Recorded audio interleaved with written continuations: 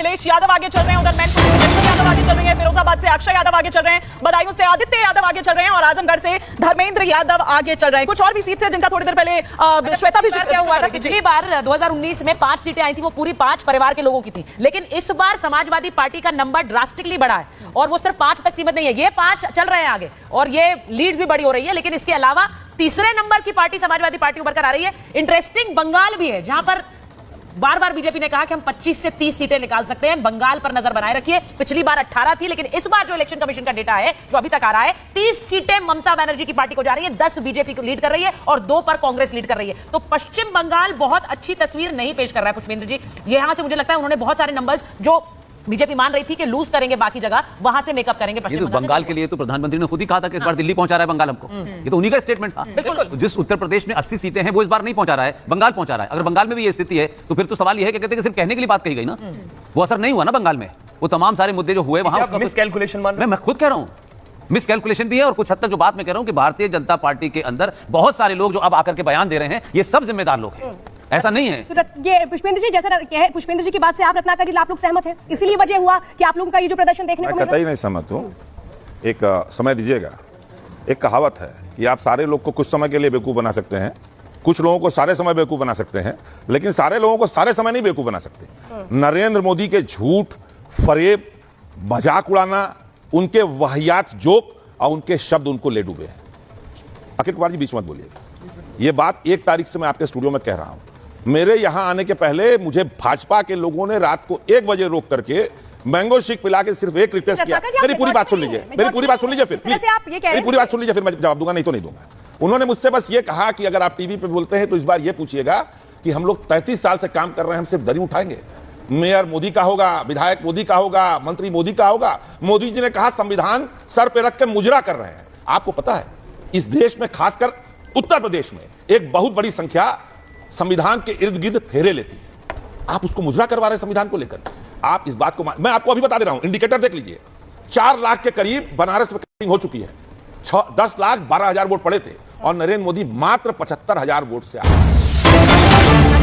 उड़ीसा से रत्नाकर जी, उड़ीसा से खबर आ रही है, वापस आ जाऊंगी आपके पास। रुझानों में बीजेपी को बहुमत उड़ीसा में मिल रहा है। बीजेपी 77 सीटों पर, क्योंकि वहां विधानसभा चुनाव भी था, बीजेपी 77 सीटों पर आगे चल रही है, बीजेडी 53 सीटों पर आगे चल रही है। यानी उड़ीसा में बीजेपी ऐसा लग रहा है कि सरकार बना रही है। ये एक अच्छी खबर बीजेपी के लिए है, अपने दम पर सरकार बना रही है, ये बहुत बड़ी बात है। लेकिन क्या ये उसको कॉम्पेंसेट कर सकती है जो नुकसान चुनाव में नजर आ रहा है? ये कम से कम एक मैसेज देती है कि बीजेपी टारगेट सेट करती है, अगर किसी स्टेट में काम करना है और उस स्टेट में ग्राउंड पर जाकर काम करती है, और जो बीजेडी से ज्यादा सीटें लेकर आ रही, उड़ीसा में सरकार बनाने जा रही, इसका मतलब ग्राउंड पर काम किया है, जिसका रिजल्ट आ रहा है। बीजेपी और मोदी ये तय करते हैं कि इस बार किस स्टेट को बेवकूफ बनाना है। नहीं, इस बार उड़ीसा को बनाना है, पिछली बार बंगाल एक मिनट, आप जनता के मैंडेट, एक मिनट, जब मैंडेट आपके साथ हो, एक मिनट, जब मैंडेट आपके साथ हो, जब मैंडेट आपके साथ हो तो ठीक। नहीं, ये गलत बात है रत्नाकर जी। 10 साल से वो देखिए बंगाल 10 साल से बेवकूफ बना रहे थे आप, ये कह रहे हैं। यूपी लड़े, समझ गई ना? 10 साल से मैंडेट का मजाक उड़ा रहे हैं, समझ गई ना? जनता के मैंडेट का मजाक उड़ा करते हैं आज मैंडेट का मजाक, और जो अभी आप आ रही है इस बार बोले कि साउथ में बेवकूफ बनाएंगे। ये तर्क स्टैंड नहीं करता ना रत्नाकर जी। जहां आपकी सरकार बने तो आप अच्छा काम कर रहे हैं, दूसरे की बने वो बेवकूफ बना रहा है। रत्नाकर जी, वही बात है, बेवकूफ बनाना है। बेवकूफ नहीं बनेगी। नहीं, इस बार ईवीएम ठीक हो गई, इस बार ईवीएम ठीक हो गई, मुद्दों पे ईवीएम ठीक हो गई इस बार। अभी भी ठीक नहीं, अभी भी ठीक नहीं है। देखिए, ये 227 ठीक नहीं है। सुरेश भाई, जिस प्रकार से उत्तर प्रदेश में हुआ है, पूरे देश ने प्रश्न किया जिसका उत्तर उत्तर प्रदेश को देना पड़ेगा और वो दे रहा है। अभी आधी काउंटिंग बाकी है। जिस प्रकार से प्रोफेसर साहब ने कहा कि उत्तर प्रदेश में मुझे उम्मीद है, आपको उम्मीद है, बिल्कुल होनी चाहिए, आप बुद्धिमान हैं, अधिवक्ता हैं, कि 55 से 60 सीटें आएंगी, लेकिन जो दिखा रहा है, और इस बार बिल्कुल मुद्दों पे चुनाव हुआ है, महंगाई पे चुनाव, एक मिनट, महंगाई पे चुनाव हुआ है, और जिस प्रकार से हमारे प्रधानमंत्री, हमारे देश के प्रधानमंत्री वाराणसी में 2 राउंड में पीछे हो गए थे, 2 राउंड में पीछे हो गए थे, ये भी अच्छा नहीं लगा। और मैं आज मैं तंज नहीं कसूंगा, आज मैं एक बार भी नहीं बोलूंगा, अब की बार बहनों भाइयों 400 बार नहीं बोलूंगा, आज मैं नहीं बोलूंगा। आज 96 के साथ सरकार एनडीए बना रही है, हारने के बाद भी खुशी पहली बार दिख रही है कि कोई पार्टी हार भी रही है, कोई गठबंधन हार भी रहा है, लेकिन थोड़ी देर पहले आप ही ने कहा था, थोड़ी देर पहले आप ही ने कहा था कि शायद आपको भी उम्मीद नहीं थी। अरोड़ा जी, सुनिए ना, उम्मीद थी आपको, इतने आंकड़े भी आएंगे, ये गठबंधन नहीं है। हम पहले से ऊपर आए, हम पहले से ऊपर आए। नहीं, डेविड एंड गोलायत वाली, डेविड एंड गोलायत वाली बात मैंने नहीं कही थी। आप मुझे मिसकोट कर सकते हैं, कोई बात नहीं, लेकिन डेविड एंड गोलायत की बात मैंने नहीं कही। आप क्योंकि इतने लोगों से बात करते हैं, आप भूल जाते हैं। लेकिन देखिए, आपको क्रेडिट देना पड़ेगा भाई। मेरे पास आपकी सीटें बढ़ी है, वो सोहेल ने बात सही कही, कि आपके सरकार नहीं बन रही है, अभी भी 227 नंबर है, इन नंबरों पर आप सरकार बनाने की कोशिश कर सकते हैं क्या? देखिए, मैं आपको बताऊं, हम इस बात से भी खुश होंगे कि एक काले जादू का इस देश से अंत हो गया। हम इस बात से भी खुश होंगे कि उस व्यक्ति से छुटकारा मिला पूरे स्ट्रेंथ के साथ, जो व्यक्ति ने इस देश की राजनीति में, सुचरिता जी 10 सेकंड बोलूंगा, बोलिए। जहर घोल दिया। मैं छात्र राजनीति से आता हूं, काशी हिंदू विश्वविद्यालय से। विद्यार्थी परिषद वालों को भी पुलिस अगर उठाती थी तो हम लोग जाके उनके लिए लड़ाई करते थे। इस शख्स ने इस देश के राजनीतिक मस्तिष्क में ऐसा जहर घोला अपने आप को बढ़ाने के लिए। क्या बीजेपी थी? एक मिनट अखिल जी, एक मिनट अखिल जी, खाली मोदी खाली मोदी खाली, वेयर वाज द बीजेपी? आप मुझे बताइए पूरी। अरे आप अपनी मातृ संस्था के लिए नड्डा का हाथ उमेश के कहवा रहे हैं। सर, खाली अटल जी के समय में अगर भाई चाहते हैं बीजेपी ताकत में, बात मुझे बताइए ना, बीजेपी की ताकत मैं हमेशा चाहता हूं, एक मिनट, मोदी से नाराज हैं। मैडम 10 सेकंड, मैं हमेशा चाहता हूं कि पॉलिटिकल पार्टीज ताकतवर हो। मैं कह रहा हूं बीजेपी सत्ता में आए, इसमें आपका कोई दो राय नहीं है। आप चाहते हैं बीजेपी ताकत में आए, और आप व्यक्ति विशेष के खिलाफ है ना सर? पुष्पेंद्र जी एक मिनट, प्रोफेसर कपिल कुछ कहना चाह रहे हैं। प्रोफेसर कपिल आप देखिए, मैं सोच के चला था कि आज की डिबेट के अंदर कुछ शब्दों पे हमें वो रखनी पड़ेगी, लेकिन अब जब रत्नाकर जी ने बात कही दी है तो रत्नाकर जी, मोदी ने कम से कम ये नहीं कहा कैम्ब्रिज में जाकर के कि चीन अपने पड़ोसियों का ख्याल रखता है। नहीं, मोदी अब बीच में मत बोलिए, अब बीच में मत बोलिए, ये नहीं चले। फायदा होता, मैं बीच में इनके नहीं बोला, ये बीच में नहीं बोले। अब सच सुनने की क्षमता रखे। रत्नाकर जी सुन लीजिए, उसके बाद आप तो भरपूर समय लेते हैं और हम देते भी हैं। आप तो खुश हैं, चुप रह सकते हैं अभी ना, बोल ले। समझे ना, मोदी ने ये नहीं कहा जो इनके साथी हो फारूक अब्दुल्ला और ये शेख अब्दुल्ला और मुफ्ती रोज चिल्लाती हैं पाकिस्तान पाकिस्तान, उसने वो नहीं कहा। मोदी ने ये नहीं कहा चीन से जाके बात करो, जो इनके साथी सीपीएम वाले आज भी दुनिया के सबसे बड़े महाजन को, सबसे ज्यादा दुनिया के अंदर जमीनें लेने वाले को, ह्यूमन राइट्स खत्म करने वाले को, जिसकी पूजा करते हैं जाकर के, ये क्या गठबंधन बना रहे हैं? और क्या, और राहुल गांधी की स्पीचेस, हंसी आती है सुनकर के मुझे, जिस तरीके से वो क्या क्या नहीं बोलते हैं ऐसे व्यक्ति के हाथ में। आज ऑपोजिशन, देखिए मैं आज क्या सोच के आया था, मैं आपको बताता हूं और मैं करूंगा उसका। एक मिनट सुन लीजिए, मुझे खत्म, मुझे बोलने का मौका, एक मिनट सुन लीजिए।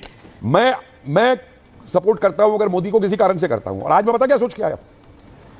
अगर सरकार बनती है मोदी की और एनडीए की, जो मुझे उम्मीद है बनेगी, शायद शाम के बाद से मेरा जो रोल होगा ना, मेरा रोल वो होगा जो ऑपोजिशन का रोल होगा, एक गवर्नमेंट को बताना कि गवर्नमेंट को क्या ठीक करना चाहिए, जो ऑपोजिशन का असली रोल होता है, ना कि हर चीज पे बाइकआउट करके देश को बिल्कुल तबाह कर देना। मैं ऑपोजिशन का रोल प्ले करूंगा, मैं मोदी को बताऊंगा कि ये तुम्हारे यहां भ्रष्ट है, इसको दूर करो, ये पैसा खा रहा है, इसको दूर करो, अगर तुम्हें आगे बढ़ना है तो यूथ को ये करो, समझे आप?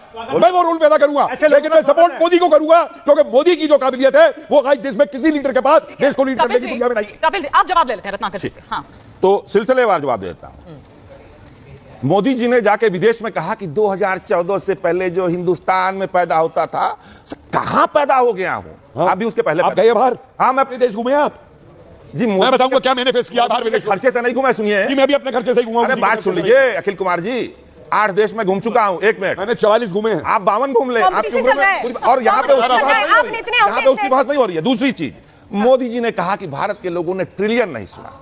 अरे आप कितना आप गिराएंगे? और आप जो कह रहे थे ना, ये फोटो देख लीजिए, 23 अगस्त 2019 को बीजेपी के जनरल सेक्रेटरी अरुण सिंह के नेतृत्व में 5 मेंबर ऑफ पार्लियामेंट बीजेपी के 40 सदस्यीय प्रतिनिधि मंडल जाके सीपीसी में, कम्युनिस्ट पार्टी ऑफ चाइना के दफ्तर में बैठा, और उन्होंने तय किया कि हम उनसे सीखेंगे कि कैसे सरकार चलाई जाती है। नेट खोज लीजिए आप, सरकार बीजेपी के प्रवक्ता से आपसे तो सुनिए, मैं तो खुद कह रहा हूं, अरे अखिल जी बीच में फिर बोलने लगे।